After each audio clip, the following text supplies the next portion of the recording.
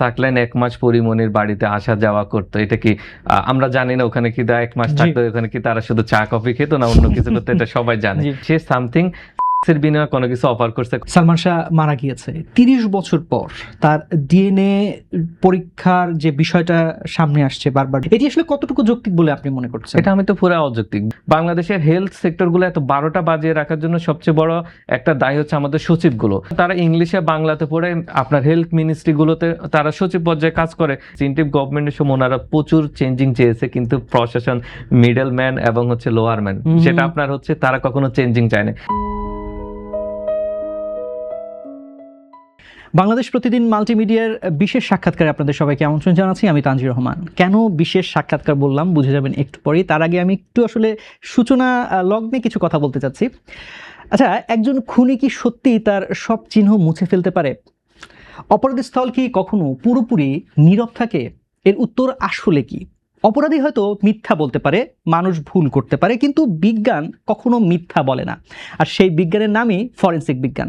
আজ আমরা এই বিষয়গুলো নিয়ে কথা বলবো। আর কথা বলার জন্য আমাদের স্টুডিওতে যিনি উপস্থিত রয়েছেন তিনি হচ্ছেন MD Miraj Hossain, founder and managing director of Bangladesh institute of forensic psychology and science. আমরা চলে যাবো আমাদের আজকের অতিথির কাছে। আসসালামু আলাইকুম, কেমন আছেন? ওয়ালাইকুম আসসালাম, আলহামদুলিল্লাহ ভালো আছি, আপনি ভালো আছেন? জি, আমি ভালো আছি। কিছুক্ষণ আগে একটি কথা বলছিলাম যে আসলে বিশেষ আমরা আলোচনা আজকে করব। কেন বিশেষ? হয়তো দর্শকরা এর মধ্যে আসলে গেস করতে পেরেছে। তো ফরেনসিক বিষয় নিয়ে আমাদের লোক সমাজে নানা ধরনের ধারণা রয়েছে। তার মধ্যে অন্যতম একটি ধারণা যে আসলে ডিএনএ টেস্ট। আমরা এই বিষয়গুলো নিয়ে কথা বলবো। প্রথমেই একটি বিষয় আপনার কাছে জানতে চাইবো যে সম্প্রতি আমরা দেখতে পাচ্ছি যে সালমান শাহের মৃত্যুকে ঘিরে আবারও এই যে 30 বছর পর লাশ উঠিয়ে তদন্ত করার একটা নির্দেশ দিয়েছেন আদালত। এই বিষয়ে আপনি আমাদেরকে একটু বলবেন, এটি আসলে কতটুকু যৌক্তিক এত লম্বা সময় পরে এসে? ওকে, ফরেনসিক মানে হচ্ছে এটার অর্থটা হলো আদালত। এর অর্থ হলো আপনার যে নলেজটা আছে সেটা আপনার যদি বিচার ব্যবস্থাকে আপনার হেল্প করা হয় সেটাই ফরেনসিকের মধ্যে চলে আসবে। তাহলে ফরেনসিক সায়েন্সের হচ্ছে যে সাবজেক্টটা আদালতে বিচার ব্যবস্থাকে হেল্প করবে। ফরেনসিক সাইকোলজি যে নলেজ বিচার ব্যবস্থা তদন্তকে হেল্প করবে সেটাকে ফরেনসিক সাইকোলজি হচ্ছে বলা হবে। এখন আপনি বলছেন বাংলাদেশের মানুষ ফরেনসিক বলতে কি বোঝে? বাংলাদেশের মানুষ ফরেনসিক বলতে 3টা শব্দ বুঝে। ওনারা হচ্ছে ময়না তদন্ত বুঝে, ডিএনএ অ্যানালাইসিস আর ডিজিটাল ফরেনসিক। এই ছাড়া কোনো কিছুই ওনাদের জানা নেই বা ওনারা দেখছে না। কিন্তু ফরেনসিক সায়েন্সের সাবজেক্ট হচ্ছে 20 থেকে 30টার উপরে। আমি যেই ফরেনসিক ইউনিভার্সিটিতে পিএইচডি করছি, ন্যাশনাল ফরেনসিক সায়েন্স ইউনিভার্সিটি, এটা পৃথিবীর একমাত্র ফরেনসিক ডেডিকেটেড ইউনিভার্সিটি। যেমন আমাদের বাংলাদেশের সাবজেক্ট হয় কি ফিজিক্স, কেমিস্ট্রি, বাংলা, আর আমার ওখানে সাবজেক্ট হচ্ছে forensic physics, forensic chemistry, forensic civil, forensic pharmacy, forensic dental, forensic psychology, all forensic. আসলে হিউজ একটা প্ল্যাটফর্ম, অনেক কিছু। এখন যে আপনি যেন এই সালমান শাহর কথা বললেন, সালমান শাহ এটাকে হচ্ছে ফরেনসিক ডিএনএ এর মধ্যে আসবে। এত বছর পরে যে কোনো আপনার 20-30 বছর পরে লাশ উঠানোর পরে আপনি হচ্ছে সর্বোচ্চ ডিএনএ টেস্ট করে ওই ব্যক্তিটাকে আইডেন্টিফিকেশন করতে পারবেন। এখন আমরা তো জানি এটা সালমান শাহ এখানে আছে। আমাদের কিছুদিন আগে যখন জুলাই যোদ্ধাদের কিছু লাশ পাওয়া যাচ্ছে না, আমাদের বাইরের দেশ থেকে কিন্তু ডিএনএ ফরেনসিকের এক্সপার্ট এসে আমরা লাশগুলো সিআইডি হচ্ছে হস্তান্তর করেছে। ঠিক একইভাবে এখন এখানের মধ্যে হচ্ছে ওনাদের ফরেনসিক জ্ঞান না থাকার কারণে ওনারা কি করতেছে, মাথায় যতটুকু আসে 3টা ওয়ার্ড ছাড়া তো কিছু নাই, ডিএনএ অ্যানালাইসিস করতে হবে। এখন করবেনটা কি? এখানের মৃত্যুর কোনো কারণ বের করতে পারবে না, তাহলে কিভাবে সলিউশন? 3টা হচ্ছে স্টেপে সলিউশন। সেটা হলো আমরা এটা ফরেনসিক সাইকোলজির হেল্প নিতে। ফরেনসিক সাইকোলজি মূলত ইনভেস্টিগেশন হেল্প করে, এটা সাপোর্টিভ এভিডেন্স। যেমন এই কেসটা আমি বলে করে 1-2 সলভ করা সহজ। কিভাবে? যারা হচ্ছে আপনার যাদেরকে আমরা সন্দেহভাজন ব্যক্তি বলছি তাদেরকে প্রথমে আমরা ডেকে নিয়ে আসবো একটা রুমে, তাদের যে ইন্টারভিউগুলো নিব সেগুলো আমরা হচ্ছে ভিডিও রেকর্ডিং করব, অডিও রেকর্ডিং করব। এখন এই কথাগুলো হচ্ছে আমি লেয়ার্ড ভয়েস অ্যানালাইসিস বলে। লেয়ার্ড ভয়েস অ্যানালাইসিসের মধ্যে হচ্ছে সেটা লাইভ হতে পারে, রেকর্ডেড হতে পারে। যখন দিয়ে দিব তখন ওই আমার যে ভোকাল কর্ডের যে ভাইব্রেশন ওয়েভ সেগুলো দেখে এই ডিটেক্ট করে দিবে আমি কোন সময় সত্য বা কোন ইমোশনাল স্টেটে ছিলাম, সেই বিষয়টা হচ্ছে যে চলে আসবে। এর পরবর্তীতে হচ্ছে চলে আসবে আপনার এখান থেকে আপনি কোশ্চেন করে পলিগ্রাফ মেশিন, লাই ডিটেকশন মেশিনে জিজ্ঞাসা করবেন সে সত্য মিথ্যা বলছে কিনা, চলে আসবে। এর পরবর্তীতে চলে আসবে আপনার ব্রেন ম্যাপিং, মাথায় ইজি লাগিয়ে তার নামে হচ্ছে যতগুলো অ্যালিগেশন আসছে সেগুলো বললে সে সত্য নাকি মিথ্যা বলছে আমরা সেটার তার ব্রেন ওই P300 বলে ব্রেন ম্যাপিং বা বিওস অনেকগুলো টুলস আছে, সেখান থেকে আমরা বের করতে পারবো সে সত্য নাকি মিথ্যা বলেছে। আচ্ছা আচ্ছা আচ্ছা আচ্ছা, আমি একটি বিষয় আপনার কাছে আরো জানতে চাইবো যে ফরেনসিক সাইকোলজি আমরা যেমনটি বুঝি যে ফরেনসিক হচ্ছে যে আসলে এই একটা সায়েন্স ফিকশন একটা টার্ম বা সায়েন্সের একটা টার্ম আসলে, এবং সাইকোলজি এটি আসলে একটা মনোবিজ্ঞান রিলেটেড কোনো একটা বিষয়। আসলে দুটিকে কিভাবে আপনারা বলছেন যে একসাথে আসলে কিভাবে জোড়া লাগাচ্ছেন? ফরেনসিক সায়েন্স হচ্ছে আপনার, আমরা হিউম্যানের বিহেভিয়ার নিয়ে জি। কাজ করি। এখন হলো একজন ব্যক্তিকে প্রোফাইলিং করতে হবে। প্রোফাইলিং মানে কি, সেই ব্যক্তি 1 কোটি টাকায় বিক্রি হবে নাকি 100 কোটি টাকায় জি। বিক্রি হবে, সে একটা ক্রাইম করবে নাকি 10টা ক্রাইম করবে, তাকে একটা প্রোফাইল করতে হয়। অর্থাৎ সে তাকে কনভিন্স হবে বা সে দেশের তথ্য বিক্রি করে দিবে কিনা, একটা অ্যানালাইসিস হিউম্যানের যে করতে হয় সেটা ফরেনসিক সাইকোলজিস্টরা করে থাকে। এরপর আপনি আমার সাথে সত্য বলছেন নাকি মিথ্যা বলছেন, সত্য মিথ্যা ডিটেক্ট করাটা খুব বেশি জরুরি। তাহলে সেখানে ক্ষেত্রে আমাদের ফরেনসিক সাইকোলজি কাজ করবে। আবার এই বাংলাদেশে যে কিশোর গ্যাং বাড়তেছে, সিরিয়াল রেপিস্টরা বাড়তেছে, যে ক্রাইম বাড়ছে, এটা একটা হলো আইন প্রশাসন বিচার ব্যবস্থা দিয়ে ক্রাইমটাকে আপনি সলিউশন নিয়ে আসবেন, দমাবেন। বাট এটা হচ্ছে প্রিভেনশন কিভাবে করবেন, সেখানে আবার আমাদের আচ্ছা, কাজ আছে। অর্থাৎ এই প্রিভেনশনের ক্ষেত্রে আমরা তাদেরকে আবার কিভাবে স্বাভাবিক লাইফে নিয়ে আসতে পারি, বা কাদেরকে আনা যাবে না, কাদেরকে একদম পার্মানেন্ট শাস্তির ব্যবস্থার মধ্যে রাখতে হবে, সেই বিষয়গুলো নিয়ে ফরেনসিক সাইকোলজি কাজ করে। এবং আমাদের প্রচুর টুলস আছে, টেকনিক আছে, যেগুলো দেখে আমরা মানুষকে অ্যানালাইসিস করতে পারি সেই ব্যক্তি আসলে এটা কেমন, সে সত্য মিথ্যা বলছে না, এই কেসের সাথে আপনার ইনভলভ আছে নাকি ইনভলভ নেই। আচ্ছা, প্রায় 30 বছর গত হয়েছে সালমান শাহ মারা গিয়েছে। 30 বছর পর তার ডিএনএ পরীক্ষার যে বিষয়টা সামনে আসছে বারবার বিভিন্ন গণমাধ্যমে বা বিভিন্ন মাধ্যমে, এটি আসলে কতটুকু যৌক্তিক বলে আপনি মনে করছেন? এটা আমি তো পুরো অযৌক্তিক। বাংলাদেশে তো হচ্ছে সবসময় আবেগের উপরে চলে, আমি বলবো যেদিকে আবেগের হচ্ছে সমুদ্র নদী, আপনার সমুদ্রের ঢেউ যাচ্ছে, আমরা সবাই সেই দিকে যাচ্ছি। এখন যে জানে না এমন লোকদেরকে আপনার হচ্ছে বিভিন্ন জায়গায় বসে রাখছেন। বাংলাদেশে ফরেনসিকের কোনো এক্সপার্ট নেই, ফরেনসিকের সায়েন্সের হচ্ছে পড়াশোনা নেই, ফরেনসিক বিশ্ববিদ্যালয় পর্যন্ত নেই, বা পৃথিবীতে হয়টা কি ফরেনসিক সায়েন্স ল্যাবরেটরি এফএসএল বলা হয়, এফএসএল প্রত্যেকটা জেলা, এবং এটা স্বতন্ত্র একটা স্বাধীন প্রতিষ্ঠান হয়, ফরেনসিক সায়েন্টিস্ট দ্বারা পরিচালিত হয়। পুলিশ আসামি ধরে নিয়ে আসবে, আসামি ধরে নিয়ে আসার পরে প্রমাণ হচ্ছে ফরেনসিক সায়েন্টিস্ট এরা এভিডেন্স কালেকশন করবে, অ্যানালাইসিস করবে, কোর্টের কাছে রিপোর্ট দিয়ে দিবে। তাহলে এখানে সবার, পুলিশের কাজও আলাদা, ফরেনসিক সায়েন্টিস্টের কাজও আলাদা। এখন দোনোটাই হচ্ছে আমাদের বাংলাদেশে একমাত্র সিআইডি করতেছে, যার কারণে ওনাদের প্রতি ওভারলোডেড আছে। এবং ওনারাও সবাই কি ফরেনসিক সায়েন্সের অনার্স করা, মাস্টার্স করা, এই রিলেটেড এক্সপেরিয়েন্স না আছে? বোধহয়। অতএব থাকবে কোথাও বাংলাদেশে পড়াশোনা। এখন বাইরের দেশে আপনি কয়জনকে পড়াবেন? শর্ট ট্রেনিং দিয়ে আপনি ইমার্জেন্সি সিচুয়েশন ডিল করতে পারবেন, লং টার্ম পারবেন না।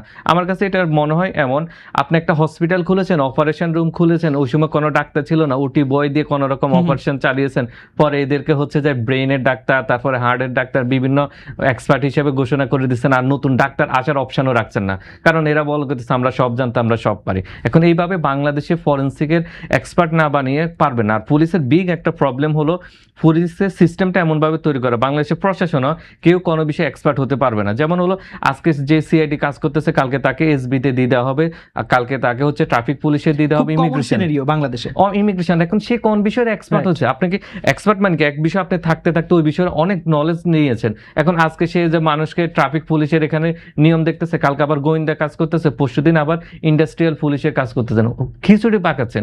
এবং ওনারা মনে করেন আমরা সব পারি। যেমন আপনার বাংলাদেশের হেলথ সেক্টরগুলো এত 12টা বাজিয়ে রাখার জন্য সবচেয়ে বড় একটা দায় হচ্ছে আমাদের সচিবগুলো, কারণ তারা ইংলিশে বাংলাতে পড়ে আপনার হেলথ মিনিস্ট্রিগুলোতে তারা সচিব পর্যায়ে কাজ করে, ডিসিশন মেকিং। যখন তাদের কাছে বলা হয় এই রিলেটে আসবে, উনি তো এই ফিল্ডের অভিজ্ঞতা নেই, ফাঁক ফোকরগুলো জানেন। আপনি একটা সিস্টেম চালাতে হলে ওই রিলেটেড ফাঁক ফোকর যত সিস্টেম আছে, সিন্ডিকেট আপনাকে আগে জানতে হবে, সিন্ডিকেট ব্রেক করে আগাতে হবে। তখন ওনারা হচ্ছে এগুলোর অ্যাপ্রুভাল দেয় না, যার কারণে সিস্টেমগুলো আমাদেরকে আরো পিছিয়ে রাখতেছে। অতএব আমাদের এগুলো চাইলেও যেন কোনো কিছু হবে সম্ভব না, দিন শেষে শুধু আয় ওয়াশ, মানে যেটা করলে আপনার আবেগটাকে ঠান্ডা করা যাবে সেটাই হবে। রাইট, খুব সুন্দর বলেছেন আপনি। বাংলাদেশে আপনি একটি কথা কিছুক্ষণ আগে বলছেন যে বাংলাদেশে এই সুযোগ সুবিধা আসলে কম, যে কোনটি, যে ফরেনসিকের উপরে যে পড়াশোনার যে সুযোগ সুবিধা, আসলে বাংলাদেশে অনেকেই রয়েছে এই রিলেটেড পড়াশোনা করতে চায় বা এই বিষয়ে জানতে চায়, আগ্রহ প্রকাশ করে, কিন্তু অনেকেই হয়তো জানে না। তাদের উদ্দেশ্যে আপনি বলবেন যে বাংলাদেশে আসলে কেউ যদি পড়াশোনা করতে চায় ফরেনসিক রিলেটেড বা গ্র্যাজুয়েশন করতে চায়, তাহলে তার আসলে কি করণীয় বা কোথা থেকে সে এই সম্পর্কে জ্ঞান অ্যাচিভ করতে পারে? ওকে, আমি হচ্ছে গত 3 বছর ধরে বাংলাদেশে কিভাবে ফরেনসিক বিশ্ববিদ্যালয় করা যায়, ফরেনসিক ল্যাব করা যায়, এই নিয়ে এক একটা প্রপোজাল আমি প্রত্যেকটা মন্ত্রণালয় বলেন, প্রত্যেকটা রাজনৈতিক দল, ইভেন প্রধানমন্ত্রী বরাবর আমি চিঠিগুলো পাঠিয়েছি। আই ডোন্ট নো ওনারা হচ্ছে এগুলো রিসিভ করেছেন কিনা। সেখানের মধ্যে আমার বলা আছে আপনারা 6 মাসের মধ্যে কি প্ল্যান করবেন, 3 বছর, 1 বছরের মধ্যে 3 বছর, 10 বছরে কি প্ল্যান করো, এমন না যেন করতে হবে। এবং কারণ আমি তো এই ফিল্ডের ভিতরের লোক, আমি জানি আপনার কি কি চ্যালেঞ্জগুলো আসবে। তাহলে এখন শেখার জন্য বাংলাদেশে যখন কোনো কিছু নেই, আপনাকে দেশের যেমন যে বায়োলজি পড়েছে, মাইক্রোবায়োলজি পড়েছে, এমন ছেলেকে ভালো কয়েকটা আমরা ছেলেকে যদি বাইরের দেশে ফরেনসিক মাইক্রোবায়োলজি বা ডিএনএ অ্যানালাইসিস পড়াতে যাই, এরকম আমরা 20-30 জনকে পেলাম। যে হচ্ছে কেমিস্ট্রি পড়েছে, আমরা তাকে টক্সিকোলজি ডিপার্টমেন্ট হচ্ছে ফরেনসিক টক্সিকোলজিতে পাঠিয়ে দিলাম। তাহলে হবে এটা কি, এরকম আমরা প্রত্যেকটা ফিল্ডের কিছু এক্সপার্ট পেলাম।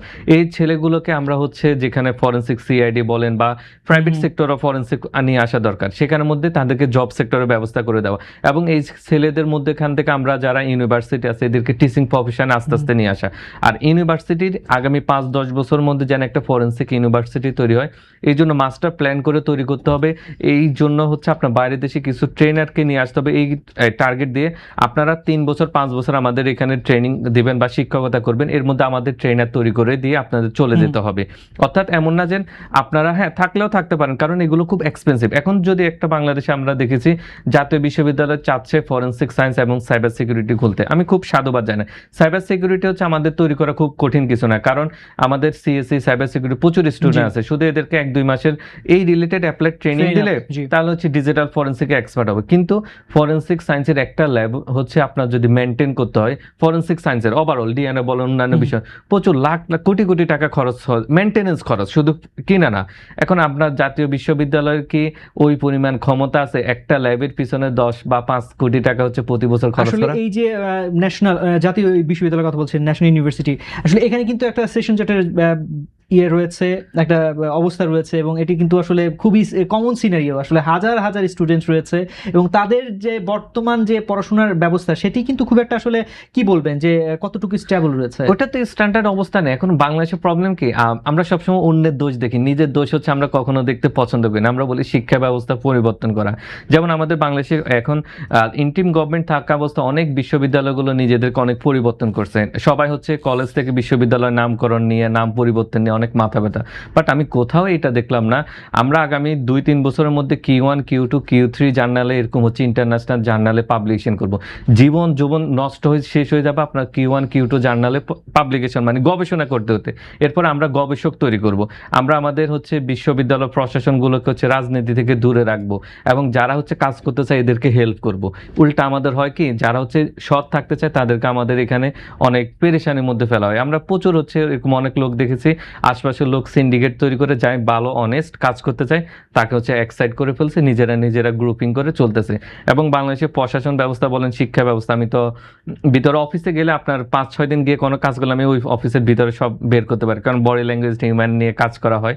আমি দেখেছি সে এখন গ্রুপিং চলতেছে, আগেও হচ্ছে যেমন গ্রুপিং চলতো এখনো গ্রুপিং চলতেছে, মধ্যখানে হচ্ছে সিস্টেমে কখনো উন্নতি হবে না। অতএব ন্যাশনাল ইউনিভার্সিটির ওরা হচ্ছে যে বারবার বলতেছে, আমরা সংসদে আমাদের হচ্ছে এমপি মন্ত্রীরা বলতেছে বাংলাদেশের শিক্ষা ব্যবস্থা হবে যায় ইন্টারন্যাশনালের মতন, ইন্টারন্যাশনালরা আমাদের এখানে দেখে ওনারা অনেক বাহাবা দিবে, বা ইন্টারন্যাশনাল পড়াশোনার লেভেল, ওরা গবেষণার যে লেভেলগুলো করে নতুন ইনোভেশন নিয়ে আসে, বাংলাদেশে ইনোভেশন র্যাঙ্কিং কত সেগুলো মাথায় আছে। এখন ইনোভেশন বর্তমান যে টিচাররা আছে, স্টুডেন্টরা আছে, এরা কয়টা ইনোভেশন করার যোগ্যতা রাখে? এখন বললে তো সবাই রাগ করবে। এই জন্য আমরা সবসময় অন্যের দোষ দেখি না, মানে অন্যের দোষ দেখি, নিজেরটা স্বীকার করতে আমরা প্রস্তুত না। আচ্ছা, আমি আবার একটু সালমান শাহর ব্যাপারে ফিরে যেতে চাচ্ছি, যেহেতু আসলে বাংলাদেশের ক্র্যাশ একটা সময়ের হাজার দর্শকের পছন্দের, আসলে ওখান থেকে সরতে ইচ্ছে করছে না। কি মনে হয় যে এই 30 বছর পর এসে বাঙালি কি এই আসলে সালমান শাহর মৃত্যুর সঠিক তথ্য পাবে, বা এটির কি আসলে যদি হত্যা হয়ে থাকে সেটির কি আসলে ন্যায় বিচার পাবে বাঙালি? কি মনে হয়? আমার কাছে মনে হয় না পাবে। কারণ পাবে না এই জন্য, ন্যায় বিচারের জন্য আমি যে 3টা টুলসের কথা বলেছি সেটা তো সিআইডি ফরেন্সিক কারো কাছেই নেই। অতএব একমাত্র আমি হচ্ছে এগুলো সম্পর্কে হালকা নলেজ রাখি বা অভিজ্ঞতা আছে, পলিগ্রাফ আমার কাছে আছে, আমি কাজ করি, আমার প্রতিষ্ঠান কাজ। ওনারা যদি আমাকে হচ্ছে অ্যাটলিস্ট আমার হেল্প নেয় বা দায়িত্ব নিয়ে নেয়, তাহলে আমি ওনাদেরকে হচ্ছে প্রথমে বলি ঠিক আছে আমি এখন বডি ল্যাঙ্গুয়েজ অ্যানালাইসিস করবো, আমি নতুনভাবে সবার ইনভেস্টিগেশন করবো, সব রেকর্ডেড থাকবে, এবং হচ্ছে ওখান থেকে আমি কোশ্চেন মেক করে তারপর আমি পলিগ্রাফ টেস্ট করে হচ্ছে 2টা রিপোর্ট, একটা হচ্ছে তাদের body language analysis, statement analysis যেটা ম্যানুয়ালি, আর সেটা হচ্ছে এর পরবর্তীতে আমি পলিগ্রাফ 2টা টেস্ট করে আপনাদের রিপোর্ট দিয়ে দিই কে সন্দেহভাজন বা কোন দিকে আরো ইনভেস্টিগেশন করতে হবে। যেমন আপনার ব্রেন ম্যাপিং যে টুলসের কথা বলছি, মাথা আপনার শুধু ইজি লাগিয়ে দিলে হবে, এবং আপনাকে স্টেটমেন্ট, যেমন আপনার সুইস ব্যাংকে অ্যাকাউন্ট আছে কিনা, আমি শুধু এই কথাটা শোনালে আপনার ব্রেনের কোন অংশ, ফ্রন্টাল লোবের কোন জায়গাটা কাজ করতেছে, P300 বলা হয়, আমরা ওয়েবটা বলি, সেটাকে আপনার অ্যাক্টিভ হয়েছে নাকি হয় নাই দেখে আমরা বুঝতে পারবো আপনার সুইস ব্যাংকে অ্যাকাউন্ট আছে নাকি নেই। এখন এই টুলসের দাম এটা হয়েছে আপনার 3 থেকে 4 কোটি টাকা, এবং এগুলো ইন্টেলিজেন্সরা ইউজ করে, এবং যে দেশ আবিষ্কার করে সাধারণত এই দেশ অন্য দেশকে দিতে চায় না। আচ্ছা। যেমন ইন্ডিয়া নিজেরা আবিষ্কার করে বিওস নামে একটা তৈরি করছে, অন্য দেশের কয়েক জায়গায় দিলেও আমি বাংলাদেশের কেনার জন্য ট্রাই করেছিলাম, ওনারা মানে দাম পর্যন্ত বলে না, মানে কমিউনিকেটে করতে চায় না। আচ্ছা আচ্ছা আচ্ছা। এর পরবর্তীতে বাইরের দেশের আপনার অনেক দেশে হচ্ছে মানে এটা তো একদম ইজি লেভেলের, এটাকে কি বলে, ট্রু ডিটেক্টর বা এরকম কিছু? না এটাকে ব্রেন ম্যাপিং বলে। আচ্ছা, আপনার তাহলে ওই যে ট্রু ডিটেক্টর বা লাই ডিটেকশন, লাই এরকম? ডিটেকশন হচ্ছে যেমন আপনাকে কোশ্চেন করা হলো, আপনি কি সালমান শাহকে হচ্ছে হত্যা করেছেন, বা আপনাকে সালমান শাহকে আঘাত করেছেন, আপনি ইয়েস অর নো কোশ্চেন করবেন, সেটা আপনি হ্যাঁ এবং না জোরে বলতে হবে। জি। যে আপনার শরীরে আমরা অটোমেটিক নার্ভাস সিস্টেম, আপনার যে পালস, তারপর কতটুকু ঘামাচ্ছেন, আপনার রেসপন্স, ফিজিক্যাল রেসপন্স গুলো দেখে মেশিনে ডিটেক্ট করে দিবে আপনার যেটা হ্যাঁ না বলেছেন সেটা কি সত্য নাকি মিথ্যা বলেছেন, সেটা এক জিনিস।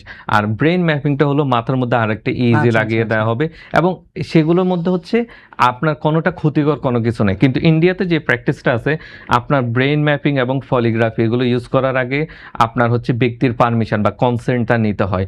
আর লেয়ার্ড ভয়েস অ্যানালাইসিসের আবার কনসেন্ট নেই। মনে করেন আপনার এটা পাবলিশড হলো অনলাইনে, পাবলিশড হওয়ার পরবর্তীতে কেউ ডাউনলোড করে আমাদের ভয়েস অ্যানালাইসিস করলো এখানে, আচ্ছা।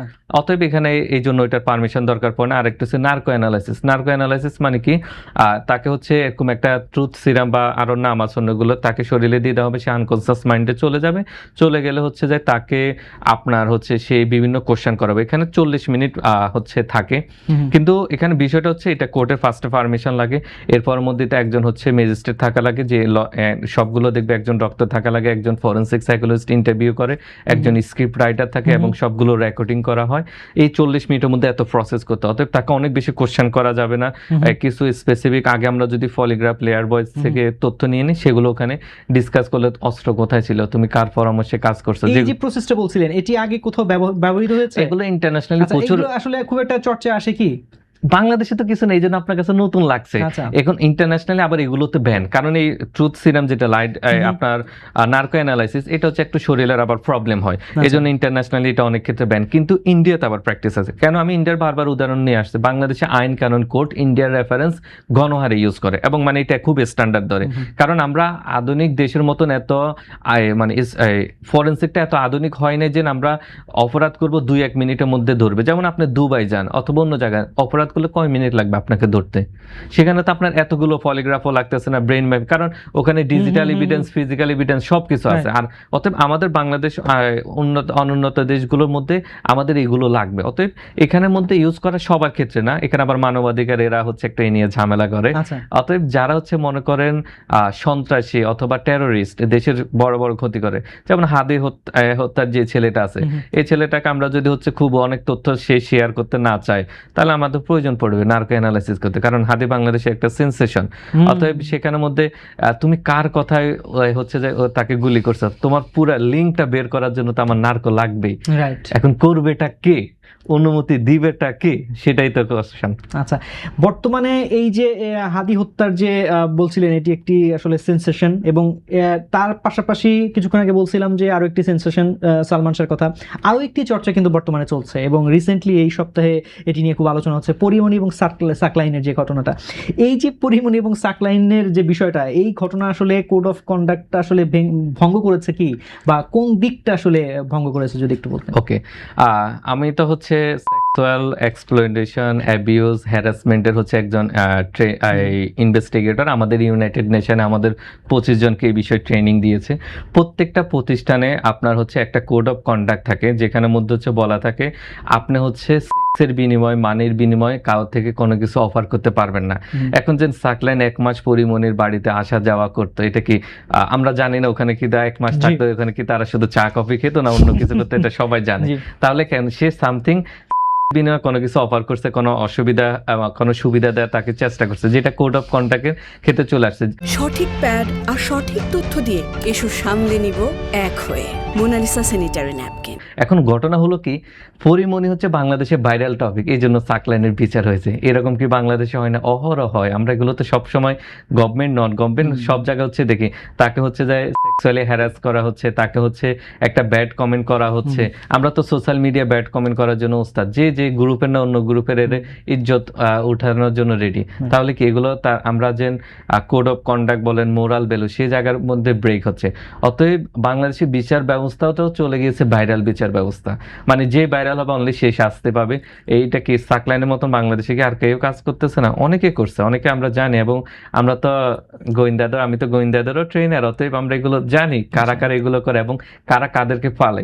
যেমন আমি পরিমণির কথা বলি, পরিমণি বা বাংলাদেশের নায়ক নায়িকা আগের গভর্নমেন্ট এবং এখন গভর্নমেন্টের সময় কোন কোন নেতা নেত্রী বা হচ্ছে কোন পলিটিশিয়ান এমপি মন্ত্রীর হচ্ছে তারা ডান হাত বাম হাত মানে অন্ধকার জগতে সাপোর্ট রাখে এবং কাজ সাপোর্ট নিয়ে চলে, এগুলোকে আমরা জানি না? সবই জানি, কিন্তু এগুলো প্রমাণ করার অপশন নেই। কারণ আমি যদি ওর বিরুদ্ধে আজকে কিছু বলি, একটা এমপি না একটা মন্ত্রী যদি আমাকে দুম করে পুলিশ অফিসারদের, আইজিদের বা ডিআইজিদের কল করে মিরাজ বেশি বাড়াবাড়ি করতেছে, এটা ঠান্ডা করো, আমাকে যে কোনো ফলস কেস দিয়ে এই জেলের মধ্যে ঢুকানো কি কঠিন না সহজ? তাহলে আমি কিভাবে কাজ করব? আমার কোনো সিকিউরিটি আছে? অতএব বাংলাদেশে আমি এই জন্য বলবো, ক্রিমিনালরা সিন্ডিকেট আগে তৈরি করে স্ট্রং হয়।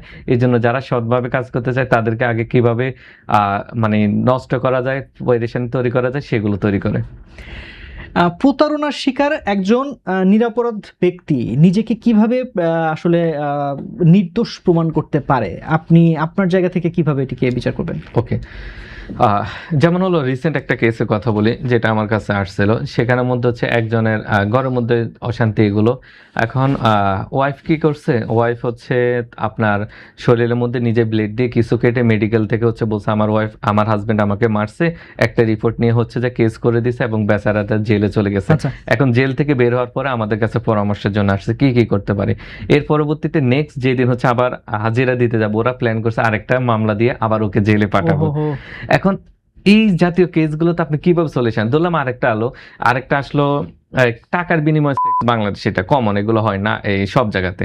এখন কি বিয়ের প্রলোভন দেখিয়ে দর্শন, এই জাতীয় কেসগুলো বাংলাদেশের যারা সুস্থ নিরাপদ বিচার পাবে বা নিরাপদ, এদের কারো পেরেশানির মধ্যে ফেলে দিচ্ছে। এখন আরেকটা উদাহরণ ধরলাম, টাকার বিনিময়ে যারা সেক্স করে, ধরলাম তারা একটা গাড়ির মধ্যে হচ্ছে বললো দুজনে ইন্টিমেট হওয়ার পরবর্তীতে এখন মেয়েটা বলতেছে হচ্ছে এবারকে বললো আমার ভিতরে তো ডিএনএ আছে, তোমার বীজের পাতা আছে, আমি এখন ডিএনএ টেস্ট করবো, তুমি আমাকে রেপ করছো। এখন এই লোকটা কিভাবে প্রমাণ করবে যে রেপ করে? এখন তার কথা হলো আমি তাকে 5,000 টাকা দিয়েছি, দুইজনে গাড়ির মধ্যে হচ্ছে করেছি, এই আমাদের এইটার মিউচুয়াল কনসেন্ট নিয়ে বলছে। এখন এইগুলো করার জন্য তখন এই ফরেনসিক সায়েন্সের বিষয়টা আমাদের আগে বলে, আমাদের যে টেকনিকগুলো আমি যেগুলো বলছি এগুলো একদম কনক্লুসিভ এভিডেন্স, মানে একদম তুমি করছে এটা না, এটা সাপোর্টিভ এভিডেন্স হিসেবে সবসময় কাজ করে। আরো আমাদের দুজনের লোকেশন দেখতে হবে, কনভারসেশন দেখতে হবে, কল রেট দেখতে হবে, এবং সেই জাতীয় কেস আরো অন্যদের সাথে করছে কিনা সেটা দেখতে হবে। যেমন এখানে হাজব্যান্ড ওয়াইফের যে বিষয়টা আছে, ওনাদের দুজনকে নিয়ে হচ্ছে যে বসে যে আমরা যে টুলস গুলোর কথা বলছি, ফরেনসিক সাইকোলজি, আরো টুলস আছে যেখানে আমরা হচ্ছে এমন ক্যামেরা আমরা থাকে যেগুলো আপনার ফেসের মধ্যে দেখে আপনার এখানে কতটুকু ব্লাড ফ্লো হচ্ছে, ব্লাড ফ্লো দেখে হচ্ছে যে বোঝা যায় আপনি সত্য নাকি মিথ্যা বলছেন। অতএব টুলসের পৃথিবীতে অভাব নেই, বাংলাদেশে তো ব্যবহারে নেই, এবং এগুলো খুব এক্সপেন্সিভ হওয়ার কারণে ফরেনসিক অলওয়েজ এক্সপেন্সিভ, এই জন্য প্রাইভেট সেক্টরে এত আসছে না। আমি একটু চেষ্টা করছি, বাট গভর্নমেন্ট বা প্রশাসন যদি চায় তাহলে আগাবে, না হলে আগাবে না। বাংলাদেশ সিস্টেম কি আসলে পরিবর্তন চায়? কি মনে হয় বাংলাদেশ কতটুকু পরিবর্তন চায়? বাংলাদেশের সিস্টেম কখনো পরিবর্তন চায় না, আমি এটা একদম শতভাগ লিখিত আকারে দিয়ে দিব কেন পরিবর্তন চায় না। আমি একটু আমার নিজের অভিজ্ঞতার কথা হচ্ছে শেয়ার করি। আমি আওয়ামী লীগ গভর্নমেন্ট সময়ও পুলিশ মিলিটারি ওদেরকে ট্রেনিং দিয়েছি, ইন্টিম গভর্নমেন্টের সময় দিয়েছি, এখনও দিচ্ছি। কিন্তু তিনটার মধ্যে পার্থক্য কি? ইন্টিম গভর্নমেন্টের সময় আমি টপ অর্ডারদের অনেকেকে দেখেছি, এরা আমাকে ডেকে মিরাজ আমাদের তো এই সিস্টেম, এটাকে কিভাবে পরিবর্তন করা যায়, তুমি তো বলো একটু হেল্প কর, তোমার নলেজ দাও, অর্থাৎ চেঞ্জিং মেন্টালিটি ছিল। আমি একটু প্রশাসন, যে কোনো পুলিশ বলেন, আমাদের প্রশাসনকে আমি 3টা ক্যাটাগরিতে যদি একটু আমার জন্য বোঝার জন্য ভাগ করি। একটা হলো টপ অর্ডার যদি আমি পুলিশের ধরি, আইজি, অ্যাডিশনাল আইজি, তারপরে ডিআইজি লেভেল পর্যন্ত পর্যন্ত বা অ্যাডিশনাল ডিএসি পর্যন্ত আমি টপ অর্ডার দিলাম, মানে এরা যে কোনো ডিসিশন নিতে পারে। এবার মিডল অর্ডার যদি বলি বা ম্যানেজমেন্ট, এখান থেকে আপনি এসপি থেকে শুরু করে ওসি পর্যন্ত, এসপি এসপি ওসি যারা যতগুলো থাকে এরা এরা কি করে বিভিন্ন জায়গাটা ম্যানেজ করে, টপ অর্ডার যে আদেশটা দিয়েছে ওইটা এখানে তারা ম্যানেজ করে।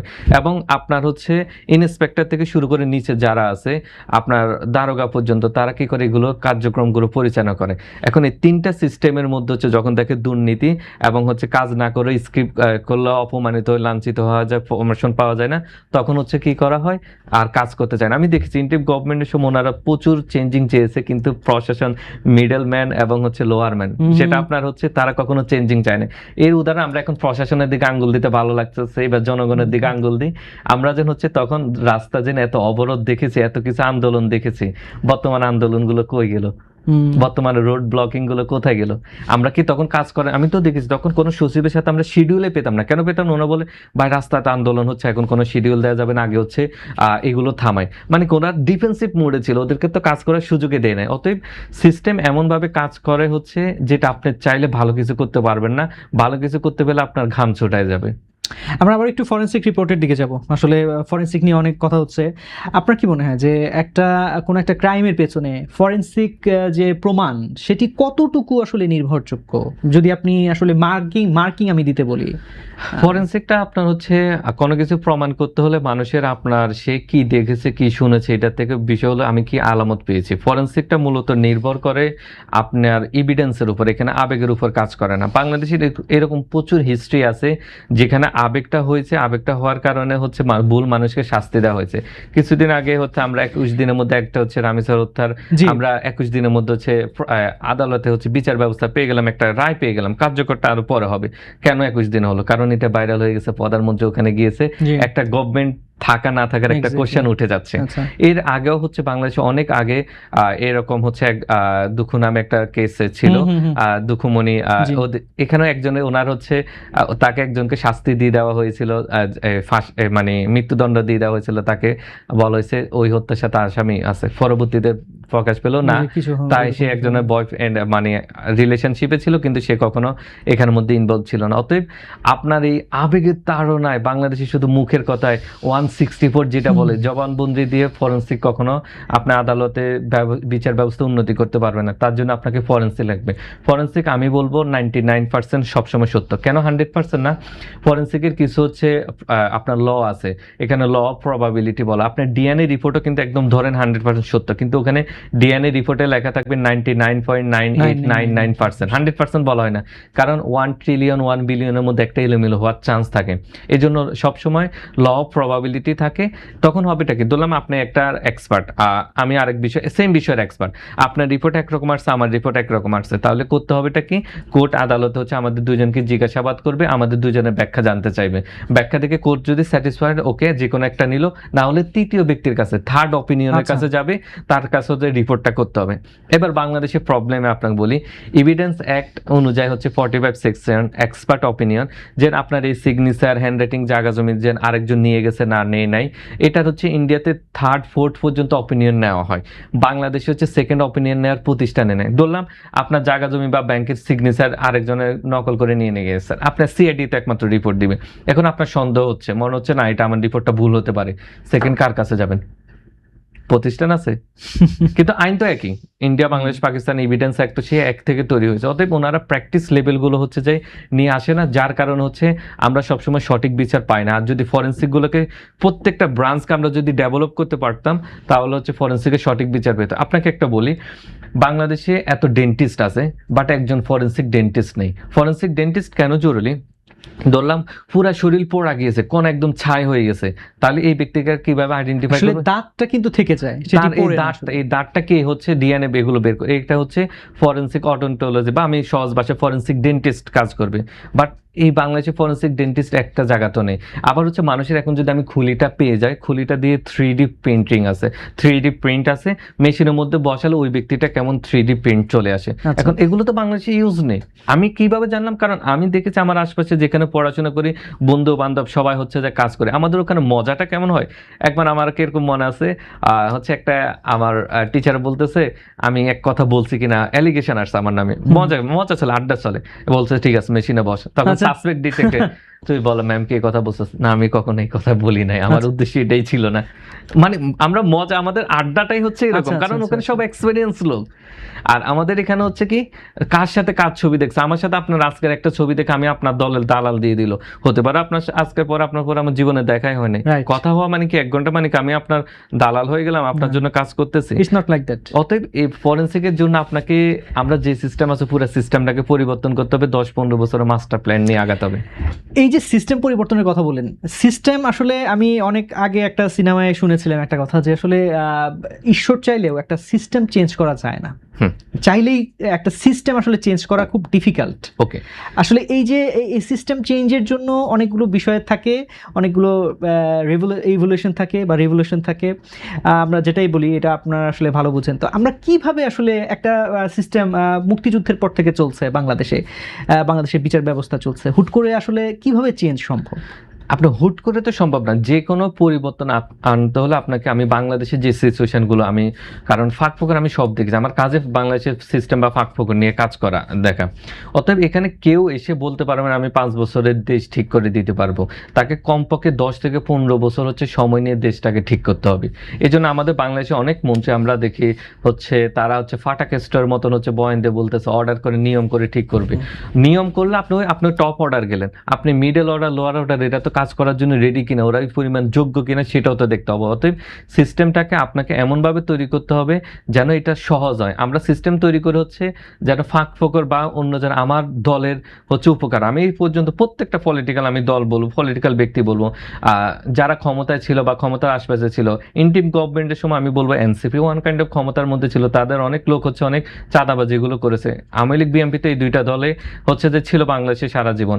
তাহলে হলো এখানের মধ্যে তাদের কোনো নেতা দেখেছেন রাজনীতি করে কখনো হচ্ছে গরিব হয়েছে? তারা গরিব হয় নাই, তারা হচ্ছে সবসময় ধনী হয়েছে। অতএব ওনাদের লাইফস্টাইল, আমি বিহেভিয়ার প্রোফাইলিং গুলো করলে আমি দেখতে পাই সকল পলিটিক্যাল দল ওরাই যতই হচ্ছে কথা বলুক না দেশের উন্নতি চাই, দেশের উন্নতি তখন পরে, আগে হচ্ছে আমার নিজের এবং দলের উন্নতি হবে, পাওয়ার আসবে, তারপর দেশের উন্নতি। আদারওয়াইজ হচ্ছে ওনারা অন্যের, আপনি ভালো কাজ করতে চাচ্ছেন, আমি অপোজিট দলের লোক, আমি আপনাকে ল্যাং দিব, এটা কাজ হতে দিব না, কারণ হলে আপনি পপুলার পেয়ে যাবেন, এটা তো আমার সহ্য হবে না। বাংলাদেশে কমন ফ্যাক্টরগুলোতে, জাতীয় ইস্যুগুলোতে হচ্ছে কখনো কোনো দল এক হতে পারে নাই, এই জন্য বাংলাদেশে কোনো এক্সপার্ট, কোনো ইন্ডাস্ট্রি, কোনো কিছু তৈরি হয় না। যেমন হচ্ছে আপনার ইরান যুদ্ধ করে এত কিছু কেন তৈরি করছে, তারা কমন বিষয় সব দল এক, যার কারণে তাদের ইন্টারনাল অনেক রিসোর্স আছে। বাংলাদেশে কি রিসোর্স দিয়ে আপনি ইন্টারন্যাশনালি হচ্ছে যুদ্ধ করবেন?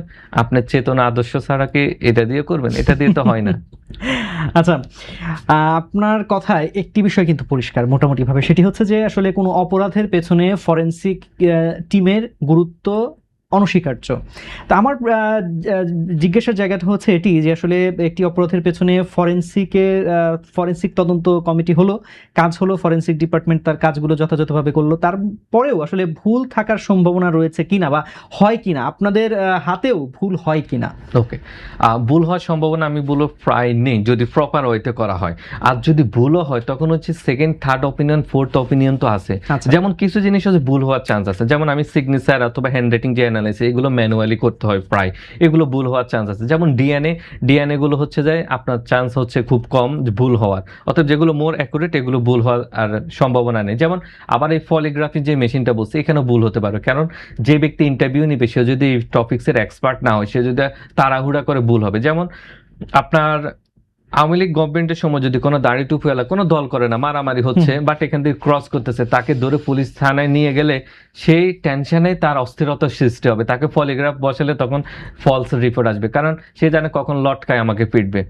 তাহলে ভুল হওয়ার এখানে চান্স আছে। এবার আরেকটা জিনিস, আপনি তো একদম শেষেরটা চাচ্ছেন, ভুল ফরেন্সিক হয় আলামত সংগ্রহ করা এবং হচ্ছে সংরক্ষণ করা, আমাদের এই জায়গাটার মধ্যে সবচেয়ে ভুল। কারণ অপরাধ হওয়ার পর যত দ্রুত আলামত জায়গাটা সিকিউর করে কালেকশন করতে হয় এবং এটাকে প্রিজার্ভ করতে হয়, সেটা গুরুত্বপূর্ণ। এখন ইন্ডিয়ার ক্ষেত্রে আমি যদি একটা উদাহরণ দিই, ওরা বর্তমানে কি আইনটা পরিবর্তন করছে, যেখানে কোনো অপরাধ হবে 7 বছরের উপর শাস্তি হবে, 7 বছরের উপরে শাস্তি, এমন অপরাধে ফরেনসিক সায়েন্টিস্টের টিম উপস্থিত থাকা বাধ্যতামূলক। আচ্ছা, তাহলে তারা কি করবে? সব আলামতগুলো কালেক্ট করবে।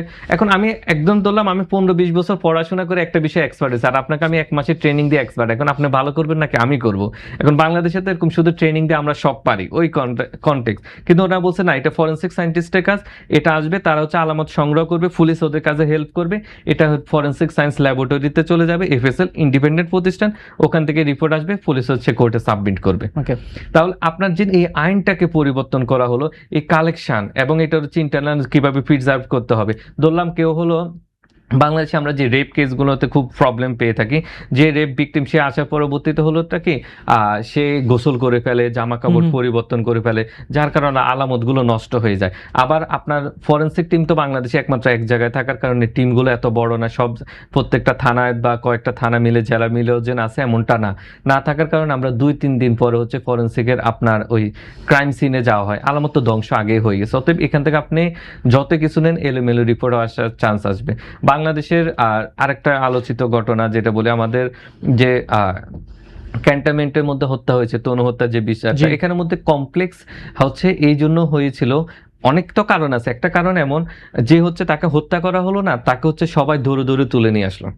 এখন আপনি যখন ধরছেন আপনার ফিঙ্গারপ্রিন্ট ওখানে পড়ে গেল না, আপনার চুল বা শরীরে পড়ে গেল না, এখন আপনি তো উদ্ধার করছেন, আপনি উদ্ধার করা ব্যক্তি নাকি রেপ করা ব্যক্তি, এটা পার্থক্য করা তো কঠিন হয়ে যাবে, কারণ এত জনের ফিঙ্গারপ্রিন্ট, জামা কাপড়।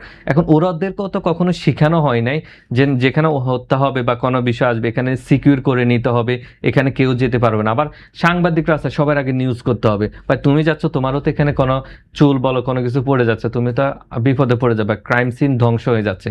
ক্রাইম সিনকে আমাদের ফার্স্টটা ভিডিও করতে হয়, ছবিগুলো তুলতে হয়, এবং প্রত্যেকটা নেওয়ার পর আবার আমাদের কিছু টুলস আছে যেখানে সেম ক্রাইম সিনটাকে আবার রিএস্টাবলিশ করতে হয় 3D মাধ্যমে, 3D ক্যামেরা দিয়ে। এগুলো সব ইন্টারন্যাশনাল লেভেলের কথা, বাংলাদেশে এগুলো আস্তে আস্তে অনেক সময় লাগবে। ফরেনসিক রিপোর্ট হলো, প্রতিবেদন আপনি করে দিলেন, আমরা একটু আদালতে চলে যাই। আদালত এই ফরেনসিক যে রিপোর্টটা সেটি কিভাবে ব্যবহার করে? ওকে, ওনারা হচ্ছে দেখে আমাদের এই লেভেলটা দেখে, আমরা হচ্ছে এই কাজের ক্ষেত্রে হচ্ছে একটা যে কোনো একটা এভিডেন্সের উপরে আদালত কখনো আপনার মতামত দেয় না। ওনারা অনেকগুলো এভিডেন্স, সাপোর্টিভ এভিডেন্সগুলো কি কি আছে এবং এভিডেন্সের হচ্ছে লেভেল আছে, এটা হচ্ছে ফার্স্ট লেভেল, সেকেন্ড লেভেল, অর্থাৎ কোন মাত্রায় হচ্ছে আমি প্রমাণ, যেমন একজন হচ্ছে রেপ করছে, এখানের মধ্যে তাদের মধ্যে আগের কোনো সম্পর্কের কোনো কিছু নাই এবং গ্যাং রেপের অবস্থা, এখানের মধ্যে ডিএনএ আপনার সলিউশন হয়ে যাচ্ছে। আবার যেখানের মধ্যে হচ্ছে যেমন প্রিন্স, মামুন আর লাইলা, এখানের মধ্যে আপনি ডিএনএ দিয়ে কোনো সলিউশনে আসতে পারবেন না, তখন আপনার সাপোর্টিভ এভিডেন্স লাগবে। অতএব বিচারক ফরেনসিক সায়েন্সের কত কিছু আছে এগুলো জানতে হবে, বাট ওনারা যে কয়েকটা টপিকস আছে, ডিএনএ, তারপরে হচ্ছে আপনার ময়নাতদন্ত, আপনি মারা গেলে ময়নাতদন্ত কি কারণে মারা গিয়েছেন, এটার আরেকটা সুন্দর উদাহরণ দিই। ধরলাম একজন ব্যক্তি, আপনি হচ্ছে সেই আমরা হাতিঝিল ফুলে হচ্ছে পানির মধ্যে পেলাম, ময়নাতদন্তে বের হবে কি ফুসফুস কেটে হচ্ছে সেই ব্যক্তি পানিতে পড়ে মারা গিয়েছে। আচ্ছা, আদালতে এটা দেখলো। এখন কিন্তুটা কি? কিন্তুটা হলো এই ব্যক্তি আপনার হচ্ছে হাতিঝিলের পানিতে মারা গিয়েছে না, সুইমিং পুলের হচ্ছে বাড়ির মধ্যে মেরে এখানে রাখা হয়েছে, সেটা তো আপনি জানবেন না। ওইটা জানার জন্য কি করতে হবে? ফরেনসিকের হচ্ছে যাই আপনার এই ফুসফুসের মধ্যে যে পানিটা ছিল সেই পানিটা কালেকশন করতে হবে। এরপর আপনার ওই যেখানে লাশ ছিল এরকম কয়েকটা সূত্র আছে, আপনার দুধ থেকে যদি স্রোত থাকে না থাকে এই হিসাবে কিছু পানি নিতে হবে। সেম পানিগুলোতে আপনার মাইক্রোবায়োলজি, টক্সিকোলজি ডিপার্টমেন্ট এখন নিয়ে যেতে হবে, তখন তারা হচ্ছে এগুলোকে পরীক্ষা করে দেখবে ফুসফুসের পানির সাথে কোন পানির ম্যাচিং আছে। এখন এখানের মধ্যে তো ফলস রিপোর্ট চলে আসবে, কারণ আপনার তো ময়না তদন্ত পর্যন্ত শেষ, এটা শুধু পানিতে পড়ে, এ তো পানিতে পড়ে এই পানি না অন্য পানি, আপনাকে তো সেটা আগে দেখতে হবে। অতএব পড়াশোনা অনেক দরকার, সিস্টেম অনেক দরকার। আর বাংলাদেশে আরেকটা হচ্ছে কি, ফরেনসিক সায়েন্স ল্যাবরেটরি থাকলে একই তালার মধ্যে সবকিছু হতো।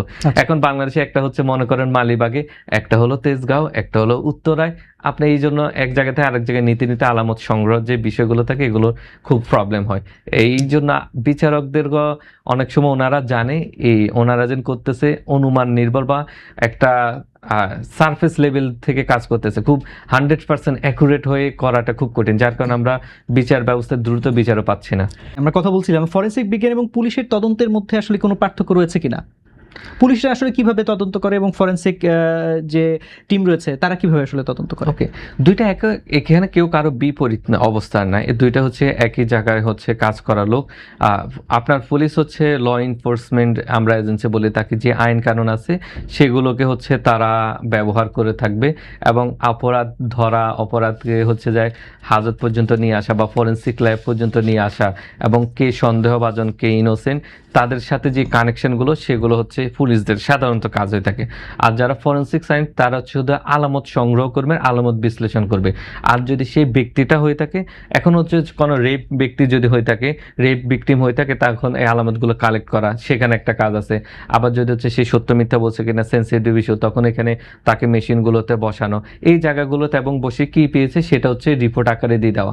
আমাদের রিপোর্ট এমন, পুলিশের একটা প্রবলেম হচ্ছে কি ওদেরকে কেস সলভ করতে হয়, আচ্ছা, আমাদেরকে সলভ করতে হয় না। আমরা হচ্ছে যা পেয়েছি তার উপরে হচ্ছে অ্যানালাইসিস করে কতটুকু মতামত দেওয়া যায় মতামত দিয়ে দিছে। এখন আমি কেন হয়েছে কেন না হয়েছে কেন দেয়া যাবে না, কারণ আমাদের অনেক রিপোর্টে লেখা থাকে আমাদের সবগুলো ইকুইপমেন্ট বা বিষয়গুলো পাওয়া যাচ্ছে না, মতামত দেওয়া সম্ভব না। আচ্ছা। আপনি আমাকে হচ্ছে যে এরপরে মানে পুলিশের উপর মব সৃষ্টি যেরকম করেন ওরকম করে বলতে পারবেন না কেন মতামত দেওয়া সম্ভব না, সম্ভব না। কারণ আমাদের স্ট্যান্ড, যেমন আমার কাছে মেশিন আসে দেখলাম আপনাকে আমি অসুস্থ দেখতেছি, আপনার নর্মাল কোশ্চেন এবং স্পেসিফিক কোশ্চেনে কোনো ভ্যারিয়েশন দেখছি, আমরা মতামত দিয়ে দিব, আপনার মানে এখানে কোনো মতামত দেওয়া সম্ভব না, এটাই আমাদের একটা রিপোর্ট। আচ্ছা, আপনার ময়না তদন্তের অনেক রিপোর্ট থাকে, বা হচ্ছে আপনার ফরেনসিক মেডিসিনে অনেক রিপোর্ট থাকে যেখানে লেখা থাকে মতামত দেওয়া সম্ভব না, তখন এটাই নিয়ে হচ্ছে পুলিশ আদালতে দিয়ে দেয়, তখন আদালত আরো অন্যান্য বিষয়গুলো দেখার চেষ্টা করে। অতএব দুই সেক্টরের কাজ, কিন্তু বাংলাদেশে ওই ফরেনসিক সায়েন্সের পড়াশোনা না থাকার কারণে মনে করতেছি ফরেনসিক সায়েন্স হচ্ছে পুলিশেরই কাজ। হ্যাঁ, কিন্তু পুলিশেরও ল্যাব থাকতে হয়, ইন্টারনালি ওনারা হচ্ছে অনেক কিছু বিশেষ করে ইন্টেলিজেন্স এদেরকে অনেক কিছু অ্যানালাইসিস করতে হয়, কারণ ফরেনসিক সায়েন্সের ল্যাবরেটরিতে আসতে হলে আপনাকে অনেক ক্ষেত্রে কোর্টের পারমিশন গুলো লাগতে হয়, ইন্টেলিজেন্স আবার একটু নিয়ম কানুনের বাইরে থেকে কাজ করতে হয়, যার জন্য সবারই লাগবে। কিন্তু বাংলাদেশে এখন ওই সিস্টেম এক্সপার্ট না ডেভেলপ করার কারণে হচ্ছে এটা কি সবগুলো আপনার বিশৃঙ্খলা তৈরি করছে, এবং আমরা যেরকম আশা চাচ্ছি খুব দ্রুত এবং নিরপেক্ষ নিখুঁত বিচার হচ্ছে না। আচ্ছা, কোন ধরনের মামলায় আসলে ফরেনসিক প্রমাণের গুরুত্ব একটু বেশি আসলে প্রয়োজন? সব মামলায় হচ্ছে ফরেনসিক হচ্ছে গুরুত্বটা বেশি, যেখানে একদম ধরলাম হচ্ছে রেপ ভিকটিম, রেপ ঘটনা বা মার্ডার, যেগুলোকে আমরা একজন মানুষের জীবনের একদম শেষ হয়ে যাচ্ছে, সেই জায়গাতে আমরা কোনো অ্যালিগেশন দেওয়ার আগে অবশ্যই ফরেনসিকের বিষয়গুলো নিয়ে আসতে হবে। আদারওয়াইজ আমরা যে কোনো ব্যক্তিকে একদম মিডিয়া ট্রায়ালের মাধ্যমে তাকে হিরো বানিয়ে দিলাম, তাকে ক্রিমিনাল বানিয়ে দিলাম উইদাউট ফরেনসিক রিপোর্ট ছাড়া, এটা খুব প্রবলেম।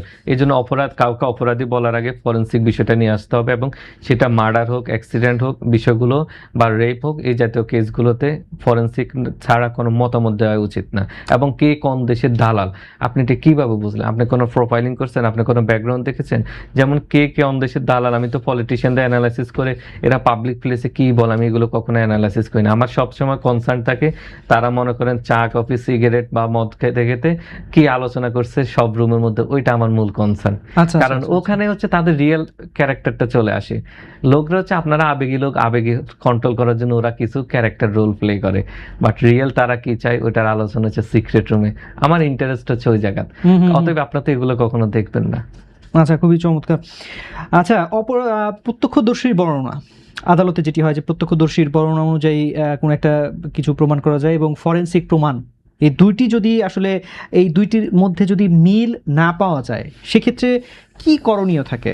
ওকে, আমাদের বাংলাদেশে কিছু কেসের কথা বলি। বাংলাদেশে যেমন নারায়ণগঞ্জে একটা কেস, এটা এক সিআইডির সাবেক সিপ, উনি আমাদের কম আলোচনায় আমরা প্রবলেম নিয়ে কথা বলতে বলতে উনি আমাদের সাথে শেয়ার করছে।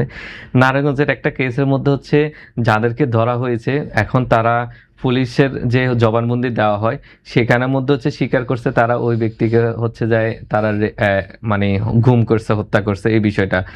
এর পরবর্তীতে হলো 16 রিপোর্ট, যেটা আদালতের সামনে হচ্ছে যে করা হয়, যেটা একদম খুব এভিডেন্স আকারে, ওখানেও বলা হচ্ছে হ্যাঁ আমরা হচ্ছে এই কাজটা ওকে যায় হত্যা বা রেপ যেটা ঘটনা ছিল আমরা এই কাজটা করেছি, আমরা হত্যা করে ফেলছি। এখন ওরা মার খাওয়ার ভয়ে আদালতও যাই একই বয়ান দিয়ে দিল, কিন্তু কিছুদিন পর দেখা গেল ওই মেয়েগুলো আবার ফিরত চলে আসছে। মানে আদালতে বিচার ব্যবস্থা জবানবন্দিতে হয়ে গেল কি আমরা মেরেই ফেলছি। এখন বাংলাদেশে জবানবন্দি হচ্ছে বলা হয় না নেওয়া হয়, এখন এটার থেকে হচ্ছে যে আপনাকে ফরেনসিক সায়েন্স, এখানে কোনো প্রমাণ আছে কিনা, কার লাশ পাওয়া গেছে, কবে, তোমার সাথে হচ্ছে তার ডিএনএ কোনো অংশগুলো ম্যাচ করছে কিনা, অথবা হলো তার সাথে ডিজিটাল কনভারসেশন, তাদের লোকেশনগুলোকে হচ্ছে দেখা। যেমন আমি যদি বাংলাদেশের সিডিআর বিশ্লেষণ যেটাকে বলে, কল লিস্টের হচ্ছে যে অ্যানালাইসিসটা, বাংলাদেশের যে এসআই এদের লেভেলের বা যারা অ্যানালাইসিস করে তাদেরকে হচ্ছে 8 রোর হচ্ছে সিডিআর বিশ্লেষণ দেওয়া হয়, যেটা দেখে আমি আপনি যে এখানে কথা বলছি এই লোকেশন আসবে না, আশপাশে টাওয়ারের লোকেশন আসবে, কিন্তু সিডিআর এর আরেকটা ভার্সন আছে 32 পেজ কলামের, যেখানে একদম খুব ডিটেলস আকারে লংজিটিউড বিষয়গুলো চলে আসে, একদম আমরা যেন এখানে আছে ওই অ্যানালাইসিসটা চলে আসে। অতএব ওরা ওইগুলো দেন, এটা অনলি শুধু ইন্টেলিজেন্স দুই একটা ডিপার্টমেন্টের কাছে আছে। অতএব বিষয়গুলোকে ওনারা হচ্ছে কি বিষয়টা এখানে চুরি হচ্ছে এটা চিন্তা করে মাথা কাটতেছে, মাথা ব্যথা মানে কি মাথা কেটে ফেলো, কিন্তু যে সিস্টেমের মধ্যে লুপ হোলগুলো বন্ধ করার জন্য ওইটা ডেভেলপ করা হচ্ছে না। বাংলাদেশের প্রত্যেকটা বিষয়টাকে আমি বলবো আমার মাথা ব্যথা হচ্ছে মাথা কাটো, 8 দিন হসপিটাল প্রবলেম হচ্ছে হসপিটাল লাইসেন্স বন্ধ করো, এরকম তাহলে তো প্রত্যেকটা সরকারি হসপিটালের লাইসেন্স সবার আগে বন্ধ হবে। রাইট। অপরাধ একটি হুম হুম। এবং জড়িত একাধিক মানুষ, সেক্ষেত্রে আপনারা কি করেন বা কিভাবে একাধিক অপরাধীকে শনাক্ত করে থাকেন? ওকে, বাংলাদেশে কি করা আই ডোন্ট নো, ইন্টারন্যাশনালি কি করা হয় বা আমরা হচ্ছে যেভাবে কাজ করি সেখানে কি করা হয়। ধরলাম এখানের মধ্যে মারামারি হলো, 200-300 লোক হচ্ছে চলে আসছে, এখন 200-300 লোককে তো পলিগ্রাফ বসানো যাবে না, তখন আমরা সাসপেক্ট ডিটেক্ট বলে একটা কথা আছে, সাসপেক্ট ডিটেক্ট শুধু ওখানে আঙ্গুলটাকে হচ্ছে যে বসিয়ে দেওয়া হবে, তাকে আগে কোশ্চেন করা হবে তুমি কি ওই দল করছো, তুমি কে মারছো নাকি মারো না, এরকম ইয়েস নো সেই অ্যান্সারটা দিবে, এটা পলিগ্রাফ না, এটা একদম শুধু সে তখন ওইটা দেখে হচ্ছে বলে দিবে সত্য মিথ্যা বলে না, সাসপেক্ট নাকি সাসপেক্ট না, মানে সন্দেহভাজন নাকি। তাহলে আমি এখানের মধ্যে 300 লোক আমি ধরলাম, 300 লোকের মধ্যে হচ্ছে যে আমি 200 লোককে হচ্ছে যাই মেশিন আগের থেকে আমি বাদ দিয়ে দিলাম, যেন হচ্ছে না এরা হচ্ছে এই জায়গার মধ্যে ইনভলভ না, বাকি 100 জনকে এই সন্দেহভাজন বলছে, বলে না কি অপরাধী, দেন আমি তার থেকে হচ্ছে যে ইন্টারভিউ নিই, তার বডি ল্যাঙ্গুয়েজ অ্যানালাইসিস করি, তার হচ্ছে আপনার লেয়ার বয়েজ অ্যানালাইসিস করি, পলিগ্রাফ অ্যানালাইসিস, একাধিক রিপোর্ট দিয়ে আমি তারপরে বের করি কে আসলে এখানে মারামারির মধ্যে ইনভলভ ছিল, সেটাও হচ্ছে যে করা যায়। আর একটা হলো ডিজিটাল আপনার ভিডিওগ্রাফি যেটা আছে, ডিজিটাল ফরেন্সিকের যে বিষয়গুলো আমরা ক্যামেরা অ্যানালাইসিসগুলো হচ্ছে করে দেখা হয়। আমি শুধু ডিজিটাল ফরেন্সিকটাকে একটু কম ফোকাস এই জন্য করছি, বাংলাদেশে শুধু এটা জানতো, এই জন্য আমি চাচ্ছি নতুন বিষয় যেগুলো জানেন না ওগুলো যেন নিয়ে আসা হয়। অতএব ডিজিটাল ফরেন্সিক এখানে সবচেয়ে বেশি গুরুত্বপূর্ণ কাজ করবে, তার যে লোকেশনগুলো অবস্থানগুলো ভিডিওর আমরা কি পেয়েছি সেগুলো দেখে ডিটেক্ট করতে হবে। একটি কমন কথা আমরা শুনে থাকি বিভিন্ন জায়গায় যে ডিএনএ টেস্ট মূলত বা ডিএনএ পরীক্ষা মূলত কি এবং এটি কিভাবে কাজ করে আমাদেরকে একটু সাধারণ মানুষ যারা রয়েছে সায়েন্টিফিক টার্মগুলো বাদে একটু সহজভাবে বুঝিয়ে বলবেন। ওকে, ডিএনএ মানে হচ্ছে আপনার সায়েন্স না হলে আসলে এটা তো বোঝাই খুব কঠিন। শরীরে প্রত্যেকটা আমরা কোষ বলে হচ্ছে, কোষের ভিতরে ক্রোমোজোম বা অনেক বিষয়গুলো থাকে, এখানে এক একটা জিন নামে বিষয়টা আছে, এইগুলো দেখে হচ্ছে আপনার ভিতরের মধ্যে এক একটার মধ্যে আল্লাহ সৃষ্টিগতভাবে কোড করে দিয়ে দেওয়া আছে, প্রোগ্রাম করে আপনার আচরণ কী হবে, বিষয়গুলো কী হবে, সেই জায়গাগুলোতে আপনার শরীরের যে কোনো অংশে, সেটা চুল হোক, দাঁত হোক, রক্ত হোক, শরীরের এনি কোনো কিছু পাওয়া যাবে, সেটা আপনার মাইক্রোস্কোপ এবং হচ্ছে ডিএনএ আমাদের মেশিনগুলো আছে, সেখানে প্রথম মধ্যে আপনার একটা বিষয়টাকে নিয়ে এটাকে অনেক বর্ধিত করা হয়, পরে ওখান থেকে অ্যানালাইসিসগুলো করা হয়, অ্যানালাইসিস করে আপনার যে আত্মীয় স্বজন আছে আত্মীয় স্বজন থেকে হচ্ছে যে ডিএনএ স্যাম্পলটা নেওয়া হয়, দোনোটার কতটুকু ম্যাচ পাওয়া গেছে নাকি ম্যাচ পাওয়া যায় নাই সেই বিষয়টা হচ্ছে দেখা হয়। অতএব ডিএনএ বিশ্লেষণ যেটা আছে এখানের মধ্যে এই আপনার নিকট আত্মীয় লোকদের হচ্ছে থাকা খুব বেশি জরুরি, এবং এর জন্য আপনার টুলস অনেক বড় বড় হচ্ছে টুলস বা ইকুইপমেন্ট লাগে। বাংলাদেশে 2টা ডিএনএ ল্যাব আছে, ঢাকা মেডিকেলের আন্ডারে একটা আছে ডিএনএ ল্যাব এবং সিআইডির কাছে, বাট আমাদের বাংলাদেশে প্রচুর আপনার মাইক্রোবায়োলজির হচ্ছে স্টুডেন্ট আছে, অনেকে আছে, এদেরকে আমরা যদি ট্রেন আপ করতে পারতাম এবং ডিএনএ ল্যাবগুলো হচ্ছে বাড়িয়ে ফেলতে পারতাম, তাহলে আমাদের যে এই বছরের পর বছর ওয়েট করা লাগতেছে ডিএনএ রিপোর্টের জন্য, এটা না করে আমরা 1 থেকে 2 মাসের মধ্যে সলভ করতে পারতাম।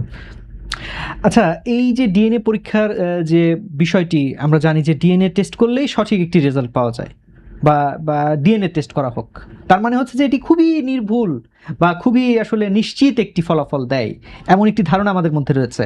আপনার কি মনে হয় যে এটি কতটুকু নির্ভুল? ডিএনএটা হচ্ছে আপনার আমি বলবো তো 100%, কিন্তু ওই ল অফ প্রবাবিলিটি আমাদের যে প্রিন্সিপাল আছে ওখানে সবসময় বলা হয় সম্ভাব্যটা উল্লেখ করতে, এই জন্য আমাদের রিপোর্টে সবসময় আমরা লিখে থাকি মেবি, প্রতীয়মান হচ্ছে। জি, আমরা কখনো কনফার্ম করে হচ্ছে আমাদের যদি রিপোর্টগুলো টার্মগুলো দেখেন এইভাবে হচ্ছে উল্লেখ থাকে। অতএব এই ডিএনএ কে 99.99% হচ্ছে যায় ধরা হয়ে থাকে। এখন ডিএনএ দিয়ে যে সবকিছু পাবে না, যেমন আমরা কিছুক্ষণ আলোচনা করছি, দুইজনে মিউচুয়াল কনসার্ন জি। নিয়ে করছে, এখন এখানে তো ডিএন আছে, বাট একজনের কথা হলো আমি টাকা দিয়েছি সরাসরি, আরেকজনের কথা হলো দেন, এখানে পার্থক্য কিভাবে করবেন? শুধু ডিএনএ নির্ভর হলে হবে না, আশপাশের লোকদের তথ্যগুলো হচ্ছে লাগবে। জি, আমরা আমাদের আজকের আয়োজনের একদম শেষ পর্যায়ে চলে এসেছি। যারা দর্শক দেখছে বা আপনার যারা পরিচিত রয়েছে, বা আপনি মনে করছেন যে কেউ আসলে কোনো একটা প্রবলেম ফেস করছে, তাকে আমি বলতে পারছি না, এই ধরনের কোনো পরিচিত মানুষের উদ্দেশ্যে আপনার কোনো মেসেজ রয়েছে কিনা? ওকে, আপনি হচ্ছে যদি সৎ হয়ে থাকেন আপনাকে একটু সাহসী হতে হবে। সৎ হলে হবে না, সতের সাথে সাহসী হতে হবে। আপনি সাহসী হওয়ার পরেই আপনি হচ্ছে সঠিক বিচার পাবেন, এবং আপনাকে যুদ্ধ করে যেতে হবে এবং জানতে হবে এটা ন্যায় বিচারটা কি। আর সবার আগে বাংলাদেশে যে সিস্টেমগুলো আছে আর সিস্টেমগুলোর মধ্যে যে ফাঁক ফোকরগুলো আছে, এটা আপনাকে কিভাবে ল্যাং দিবে সেগুলো জানবেন। এই জন্য যারা খুব সৎ থাকে এবং যারা ইথিক্যালভাবে কাজ করে, আপনি এদের পিছনে লেগে থাকবেন, এদের পরামর্শ নেবেন, এবং হচ্ছে আপনি বিচার ব্যবস্থার প্রতি হচ্ছে আশ্বাস রাখতে হবে। সাথে সাথে হচ্ছে ওরা কিভাবে আপনাকে ঠকাতে পারে সেটা সম্পর্কে যারা এক্সপার্ট ওদের সাথে আপনার একটু আলোচনা করবেন, কারণ পরামর্শ ছাড়া অভিজ্ঞ লোকদের পরামর্শ নিতে হবে, তাহলে আপনার কাজ সহজ হবে। আদারওয়াইজ আপনি সবসময় পেরেশানি থাকবেন। এই জন্য আমি বলবো যারা এক্সপার্ট লয়ার বা যারা এই ফরেন্সিকে কাজ করে, এর শুধু নট অনলি জানে রিয়েল অর্থে ফিল্ড কেস কাজ করতেছে, এদের পরামর্শ নিন এবং বাংলাদেশে কতটুকু সম্ভব কতটুকু চেঞ্জ নিয়ে আসা পরিবর্তন নিয়ে আসা আপনি একটা মেন্টালিটি নিয়ে কাজ করবেন, তাহলে আশা করি সহজ হবে। আর আমি তো আছি সবসময় আপনাদের পাশে। সালাম আলাইকুম। জি, ওয়ালাইকুম আসসালাম। ভালো থাকবেন, চেষ্টা করবেন বাংলাদেশ প্রতিদিনের সাথে থাকার জন্য। Thank you so much. জি, আপনাকেও ধন্যবাদ। দর্শক, যেমনটি বলছিলাম, আমরা আমাদের আজকের আয়োজনের একদম শেষ পর্যায়ে চলে এসেছি। আমরা কথা বলছিলাম বিভিন্ন বিষয় নিয়ে, এবং খুব কমন একটি সিনারিও, সেটি হচ্ছে ডিএনএ টেস্ট এবং ফরেনসিক ডিপার্টমেন্ট। এই বিষয়গুলো নিয়ে মানুষের আসলে জানার অনেক কৌতূহলের জায়গা ছিল। সেই বিষয়গুলো নিয়ে ডিসকাস করার চেষ্টা করেছি। জানি না কতটুকু আসলে আজকে আপনাদের কৌতূহলের জায়গাটা নিবারণ করতে পেরেছি। তবে কথা দিচ্ছি দর্শক, দেখা হবে আবারও। সে পর্যন্ত সবাই ভালো থাকবেন, সুস্থ থাকবেন, চেষ্টা করবেন বাংলাদেশ প্রতিদিনের সাথে থাকার জন্য।